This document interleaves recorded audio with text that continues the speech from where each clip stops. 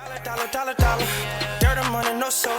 Had to go and get it, ain't no time to kick it. Got a stack and flip for my foes. Dollar. Please tell me you can hear me. Don't turn your back and don't neglect me. Just let me know if you need me. Dollar. Let me watch out for my partners. Keep my money long, get my team strong. Let me run away from my problems. Yo, what's good, original crew, man? We're back. Hey, man, we're back on the channel, man. We got 5 more of the most evil musicians today. 5 more, see? Mm-hmm. Remember the 7 we did? Mm-hmm. Today we got 5 more. Make sure y'all check out the links in the description box. Down below. You already know where to go. If you want to first support, all you got to do is check out down below. Also, if you enjoyed today's video, lock it in with a thumbs up. Hey, let's get into this. Let's check it out. Let's see what's about. You ready? I'm ready. Over the past 4 years, I've made 3 videos about the most evil musicians. I think by now I've covered pretty much all the most well-known ones. So now we're moving on to the more obscure evil musicians. But this video will be different from the others, because this time, all of the musicians I'm talking about are killers. Here are 5 more of the most evil musicians.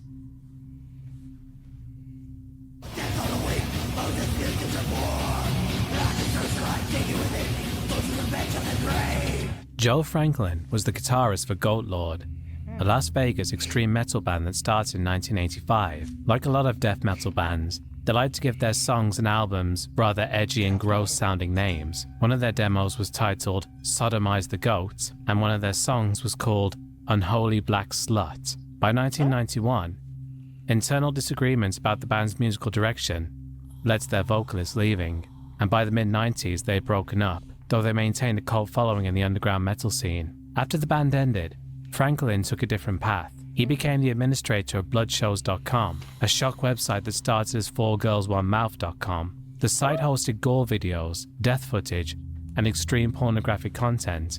Franklin actively managed the site's comment sections and would delete posts that mentioned his real name, though he'd already revealed it himself.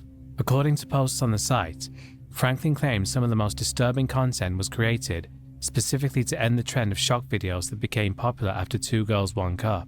In 2014, Franklin tried to get Goat Lord back together for a German metal festival. The reunion failed.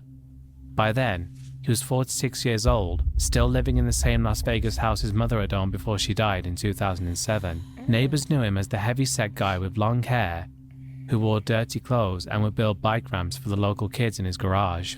They'd give him odd jobs around the neighborhood when he complained about being broke. Something changed in September 2015. Franklin started selling off his possessions. He boarded up his windows with street signs and wooden planks. Police had to check on him multiple times that month, using a bullhorn to get him to come out and prove he was still alive. The neighbors started avoiding him. One said he started giving off an eerie feeling for months, especially when he was around children. On the morning of October 2nd, 2015, Franklin walked 2 houses down to where Jennifer Donoso had lived with her 3 children. He shot Jennifer around 7 a.m. while her kids were in the house. Her daughter ran to a neighbor for help. When Franklin left, he took Donoso's 8-year-old son Lex with him. Police arrived within 4 minutes of the 911 call, but by the time they heard more gunshots coming from Franklin's house, they knew they were too late. SWAT officers couldn't establish contact with him. When they entered through his garage, they found both bodies. Franklin had shot the boy, then himself. The house was in complete disarray, exactly what you'd expect from someone who'd been barricading himself in it for weeks. Police said there had been previous disputes between Franklin and Donoso, though they never released specifics about what those disputes involved. The metal community's reaction was immediate shock and disgust. Former bandmates distanced themselves, but by that point none of them had been in contact with him for years anyway. The underground metal forums that had once celebrated Goat Lord's weird, sludgy sound now had to reckon with what their former guitarist had done. A GoFundMe was set up for Donoso's surviving children. The 2 kids who witnessed their mother's murder and lost their brother had to be placed with family members. The Las Vegas neighborhood where it happened tried to return to normal, but neighbors told reporters they'd known something was going to happen. They'd watched Franklin deteriorate over those final weeks, selling everything he owned, boarding up his house like he was preparing for something. The Blood Show's website continued operating for some time after Franklin's death, though management changed hands. Users on the site's forums debated whether to memorialize him or scrub his presence entirely. Some pointed out the irony of a man who'd spent years curating real death videos, becoming the subject of the kind of violent news story his site would have featured. Franklin left behind no manifesto, no explanation for why he targeted Donoso and her son. It was reported that he had no criminal record in Clark County before that October morning. Whatever drove him to walk those few yards between houses with a gun, whatever made him take that 8-year-old boy, died with him in that garage. Whenever someone talks about Gold Law now, they have to include a footnote about October 2nd, 2015. The band that was already a curiosity in the extreme metal underground became something else entirely. Not because of their music or their influence on death metal, but because their guitarist murdered a mother and her child before killing himself in a garage in Las Vegas, leaving behind a website full of death videos and a neighborhood that saw it coming. Sick as individual, bro. That's evil. You know, sometimes I think people get so caught up in wanting this, like this perception of themselves, where they end up losing who they truly are, trying to become something that. I'm like, why are we chasing this so much? Like, we chasing this. Yeah. Rest in peace to Bro, them kids are gonna be scarred forever, that bro. baby boy and his mother. Yeah, them kids are. Like, I kept thinking about that. I was like, They the little girl that witnessed it. ran to the neighbor for help, the other child that was just in the house and just probably having to hide or witness or see their deceased mom. Just, that's traumatizing, bro. Then you take the brother. Then they gonna have survivor's guilt as well, because just they so like, it could have much. been me. Why what? Or they might be, why wasn't it me, and why it had to be our brother. Yeah. So you got all these. And then just the have neighborhood, to just do knowing that, all bro. this going on. And just imagine the strange, weird people that go through the neighborhoods. Like, oh, we just wanted to come see the house, and like, what the fuck wrong with you, bro? Yeah. You know people do that.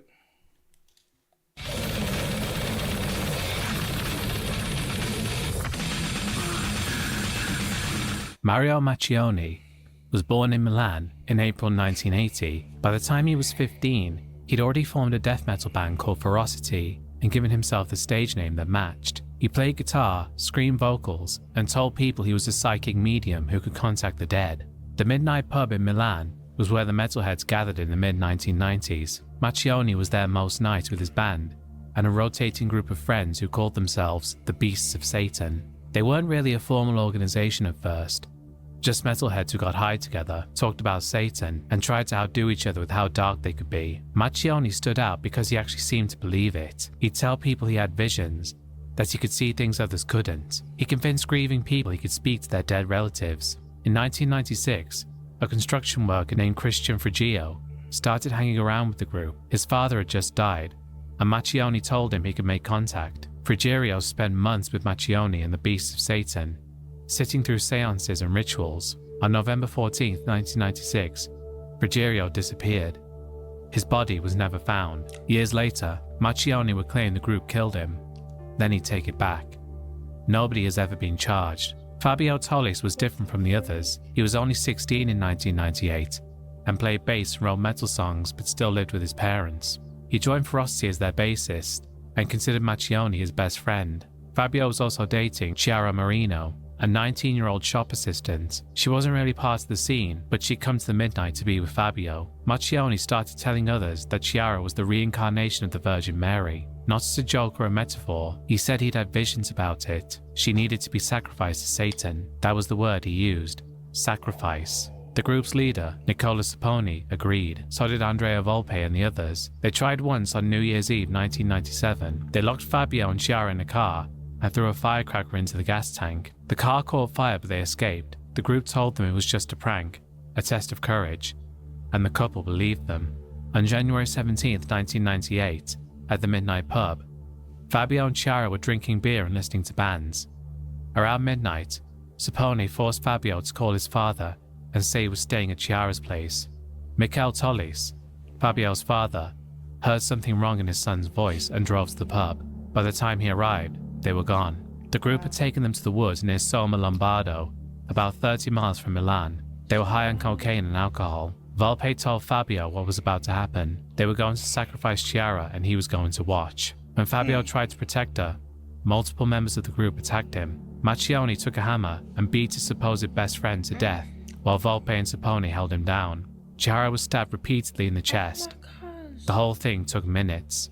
After they were dead, Sapone grabbed handfuls of chestnut leaves and stuffed them down the corpses' throats. They dug a large grave and threw both bodies in. Then they danced on the fresh dirt, laughing and screaming, "Now you're both zombies. Try to get out of this hole if you dare." Maccione went home that night and acted like nothing happened. The police assumed Fabio and Chiara had run away together. Michael Tollis did not believe it. He spent 6 years investigating on his own, going to metal festivals across Europe, showing people photos of him. The other parents gave up. Michael never did. 6 years passed.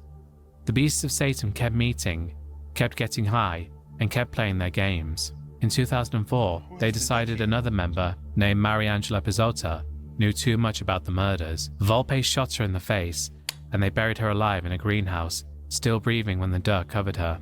This time they got caught. Volpe was arrested after a car accident, and during interrogation, he broke. He confessed to killing Pizzotta, and then told them about Fabio and Chiara. When Michael Tollis saw Andrea Volpe's name in the news, he went straight to the police with 6 years of research. The police finally listened. Volpe led them to the bodies in the woods. During the investigation, Maccione confessed. He admitted to beating Fabio to death with the hammer.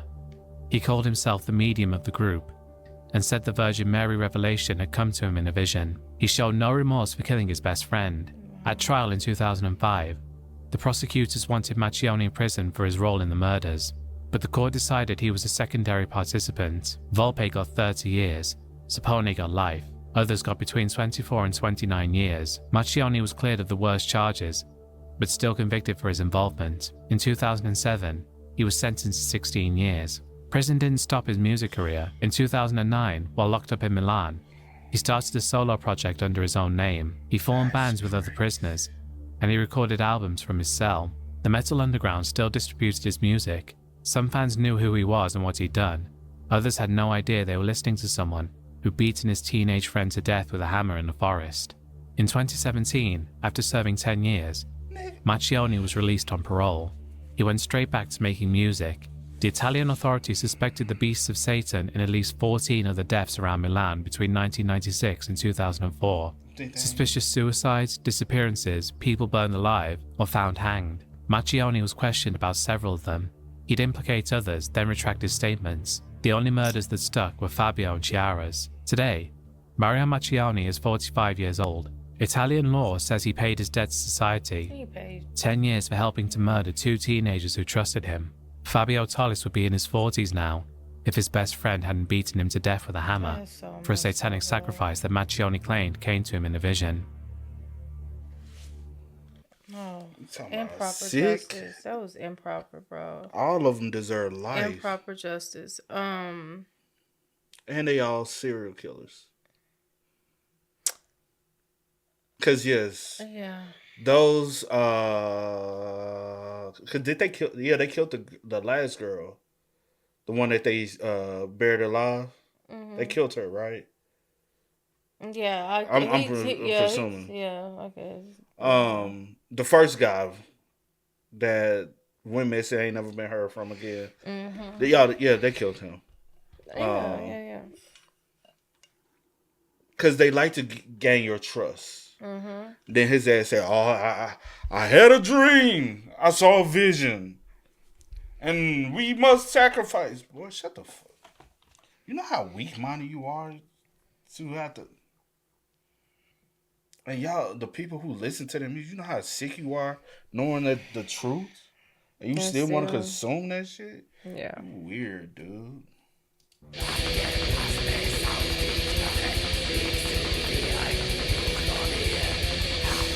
Matthias Schaumann, known in the black metal underground as Karathorn, was a 32-year-old unemployed mechanic from Leer in northern Germany. He played guitar in a local black metal band called Carpe Noctem from 1997 until the group split in 2004. The band never achieved much recognition beyond their local scene. They played the kind of raw, aggressive black metal that was common in Germany's underground during that period. After the band broke up, Schaumann kept collecting weapons, maintained his fascination with black metal culture, and spent most of his time on metal forums and working on computers. Schaumann had been friends with Bianca Bruss for years. She was 27, worked as a medical assistant at the local hospital, and lived a normal life outside the metal scene. Schaumann had developed romantic feelings for her that she'd never returned. Friends later said he'd been obsessed with her for a long time, constantly trying to win her over despite her clear lack of interest. She kept him as a friend, probably feeling sorry for him, but made it clear repeatedly that she wasn't interested in anything romantic. On February 20th, 2008, Shulman invited Bianca to his apartment in Leah. He asked her to come over many times before, and she'd usually refuse or make an excuse. This time she agreed to visit, maybe thinking she was just helping a lonely friend.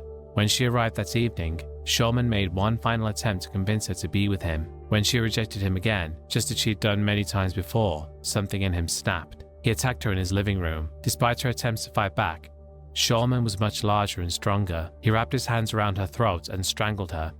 He kept squeezing long after she stopped struggling, making sure she was dead. Then he dragged her body to another room. What happened next went beyond murder into something much darker. Shulman grabbed a machete from his weapons collection. He positioned Bianca's body on the floor and began cutting through her neck with the blade. It took multiple strikes to completely sever her head from her body. He didn't stop there. Shulman spent the next several hours arranging and rearranging the corpse and severed head in different positions. He stripped the body naked and placed the head in various locations around the room, sometimes next to the body, sometimes separate from it. He took approximately 20 photographs of these arrangements with a digital camera. The photos showed the headless corpse sprawled in different...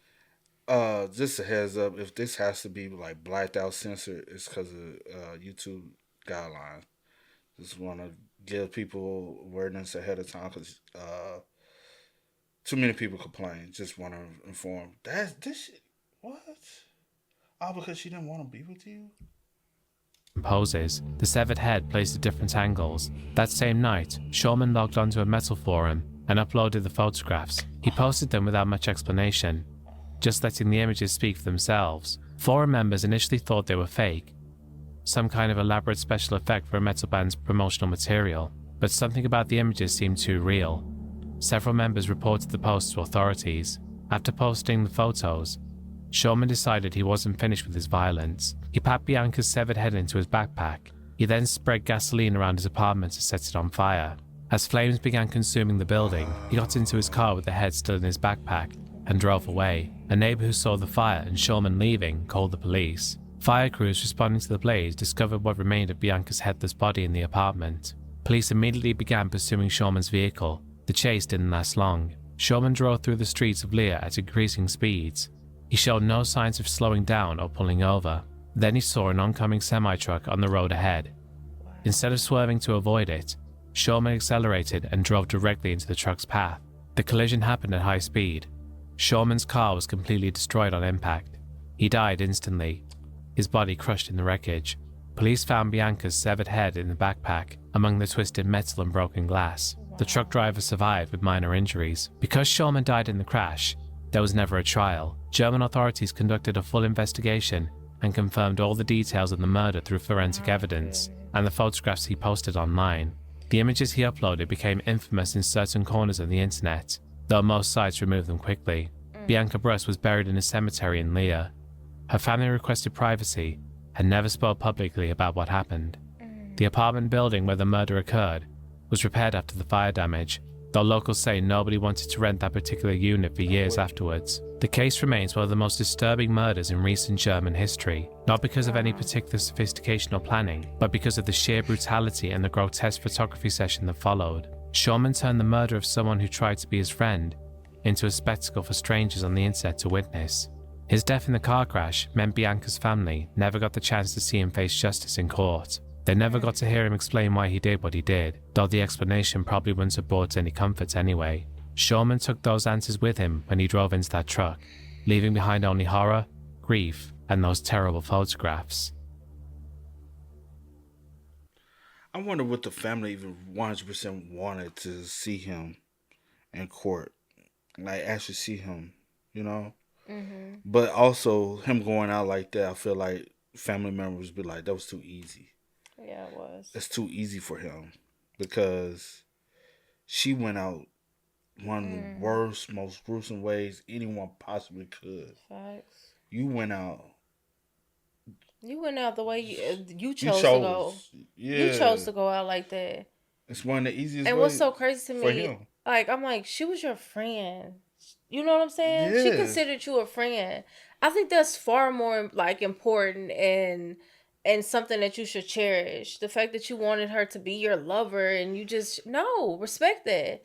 You weren't her friend, obviously, because you just kept trying and trying and trying and trying, but she looked at you as a friend and you do her like that. Yeah. Rest in peace. Facts.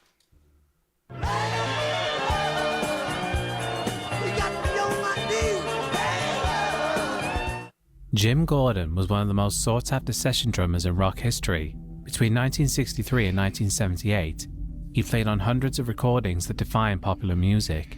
He played on the Beach Boys' Pet Sounds, the Byrds' Mr. Tambourine Man, and Nancy Sinatra's These Boots Are Made for Walking, all of which featured his distinctive drumming. He also co-wrote Layla with Eric Clapton, creating the unforgettable piano coda that still gets played on classic rock stations every single day. While other drummers showed off with complicated fills, Gordon knew exactly when to hit hard and when to pull back. Producers loved him because he could nail a track in 1 or 2 takes. By the early 70s, Gordon had become Eric Clapton's go-to drummer. He toured with Clapton's band, Derek and the Dominos, and also played on George Harrison's All Things Must Pass, and worked with John Lennon, Frank Zappa, and Steely Dan. He was earning serious money and living in a nice house in North Hollywood. Musicians wanted to work with him, and record labels specifically requested him for their biggest projects. But Gordon was hearing voices, and not metaphorical artistic voices, but actual voices in his head, telling him things. He'd been diagnosed with schizophrenia in the late 60s, but kept working through it.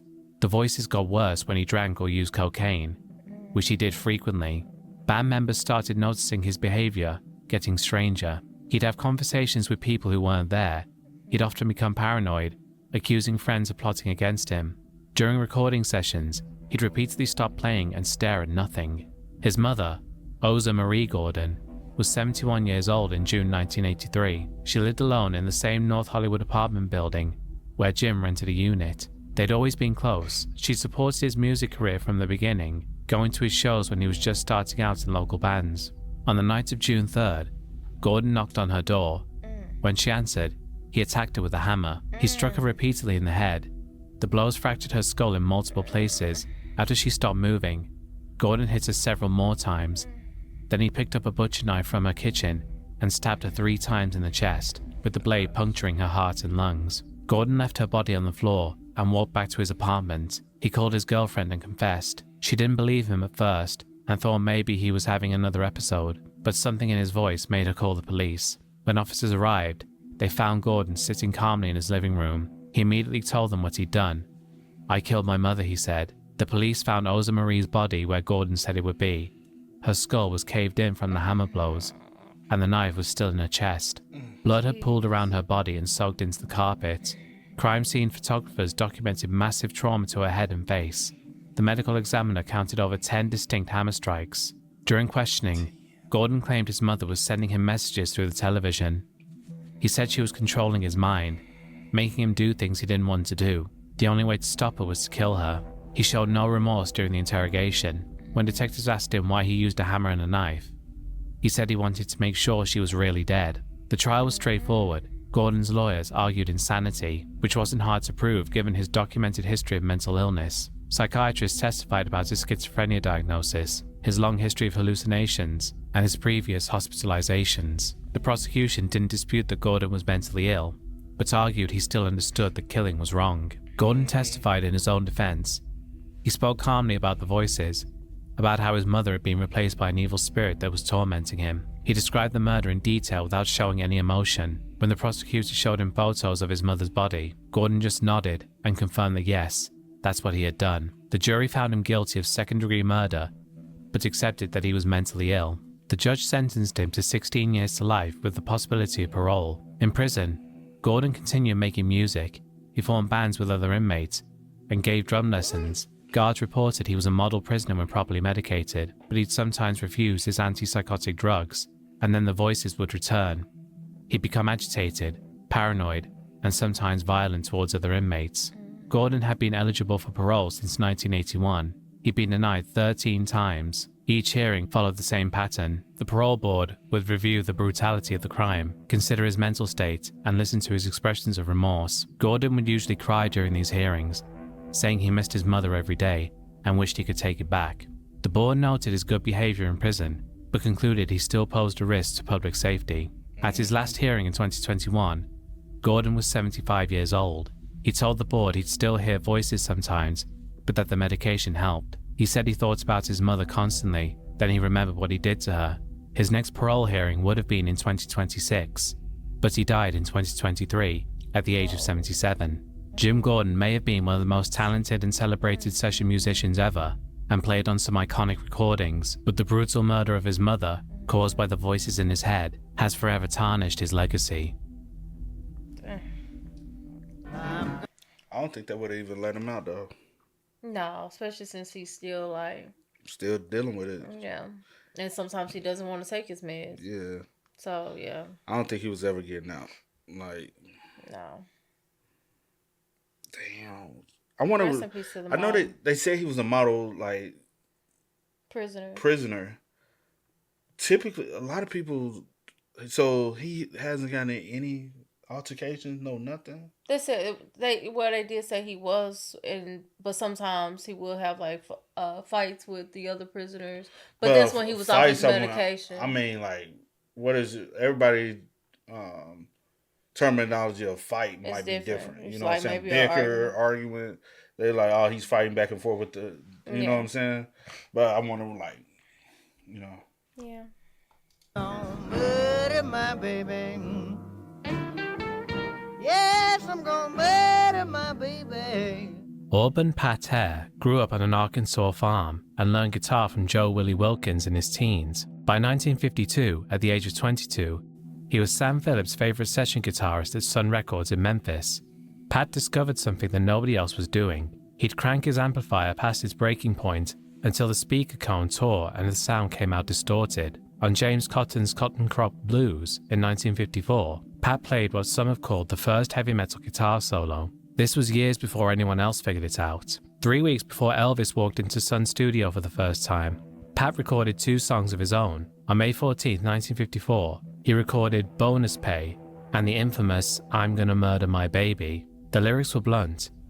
Pat sang about killing a woman for cheating and lying. Sam Phillips listened to the playback and locked it away. The tape stayed in the Sun vaults for 20 years. Pat moved to Chicago in 1956 to play with Muddy Waters, but Pat was a drunk, and when he drank, he turned vicious. He shot at Howlin' Wolf during an argument and threatened to kill George Buford, Muddy Waters' harmonica player. Other musicians learned to disappear when Pat started drinking, until Muddy Waters eventually fired him in 1963. Pat ended up in Minneapolis, broke and living with Agnes Winyee in a ground floor apartment at 3025 Portland Avenue. Agnes was 49 and separated from her husband. Pat was 32 and telling people he washed windows for money. On December 15, 1963, Pat had been drinking since morning while a female friend drove in between bars and houses. He got back to the apartment around 9 that night, drunk. Agnes confronted him, asking him where he'd been and who he was with. Pat told police she was nagging him, though Agnes would dispute this later. Pat pulled out his pistol and fired 5 shots into a kitchen wall.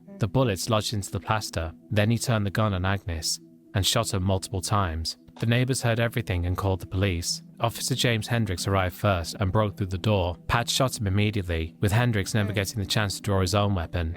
The officer's partner came right through behind him and returned fire, hitting Pat several times. Hendricks died in the ambulance. Pat survived his wounds, and so did Agnes initially. She stayed conscious long enough to tell detectives her version of the events. For 5 weeks, she fought to stay alive in a hospital bed, but on January 22, 1964, Agnes Winyee died from gunshot wounds. Pat's trial was brief. He pleaded guilty to third-degree murder for Agnes and got 25 years. For killing Officer Hendricks, the jury convicted him of first-degree murder, resulting in a life sentence. Meanwhile, in 1974, a bootlegger found Pat's old Sun recording and released I'm Gonna Murder My Baby on an underground compilation called 706 Blues. Record collectors passed around copies, whispering about the guitarist who sang about murder in 1954 and then committed it in 1963. Robert Palmer, who wrote Muddy Waters' biography, called the song The Texas Chainsaw Massacre on a 3-minute vinyl disc. The guitar sounded like violence, and the lyrics were violent, and Pat made them real. On September 26, 1980, Pat Hare died of lung cancer in Stillwater Prison at 49 years old. He'd been in prison for 16 years. Pat Hare was of course not the only person ever to write a song about killing someone, but he was one of the few who would later go ahead and make his lyrics a reality. I did not know about him. Did you? You said you did. I just know his like name and stuff, but not like the full story of everything. How you hear about him? How you hear about him? It's A. Yeah. How you heard about him before though? I don't know, babe. I just know his name. That's crazy though. Talking about speaking things into fruition, you know. That's scary, man. You know, that's one of the favorite things. Life and death is in the power of the tongue. You know, you love talking about that. But hey, y'all spam us up in the comments. Y'all let us know y'all That was thoughts. the last one? Oh yeah. That was the last one. It was just 5. Oh, was it? Was that the 5th? Oh, Yeah. well, okay. I didn't even realize. I thought we had another one. No. Yeah. Rest in peace to every single person that was like, Unfortunately, life taken from these idiots. by the hands of. By these idiots. Yeah. Yeah. Because at the end of the day, nobody remembers the victims, but we always remember the killers. That's sad. Facts.